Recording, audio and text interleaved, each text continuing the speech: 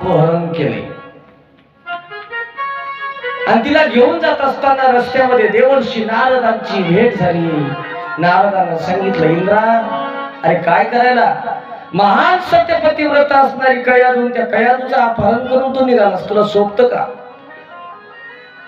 इंद्र लाजला. त्या कयादूला इंद्राला सोडलं. देवर्षी नारदाच्या जवळ ती कयादू आली.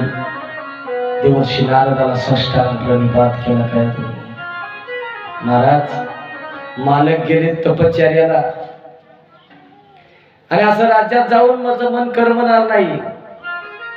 मी गरोदर आहे महाराज, माझ्या गर्भसंस्कार, माझ्या मुलाला भजनाचा छंद लागावा, संस्कार लागावेत, म्हणून तुमच्यासारख्या महात्म्याच्या सोबत मला काही काळ घालवायचा.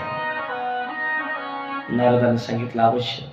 आणि एका ऋषीच्या आश्रमामध्ये नारदजीनं त्या कयादूला नेऊन ठेवले. दररोज नारदाची स्वारी याची. त्या आश्रमामध्ये भजन व्हायचं देवाचं. भजन होत असताना नारद महाराज ब्रह्मवीणा वाजवून देवाचं भजन करायचे. नारायण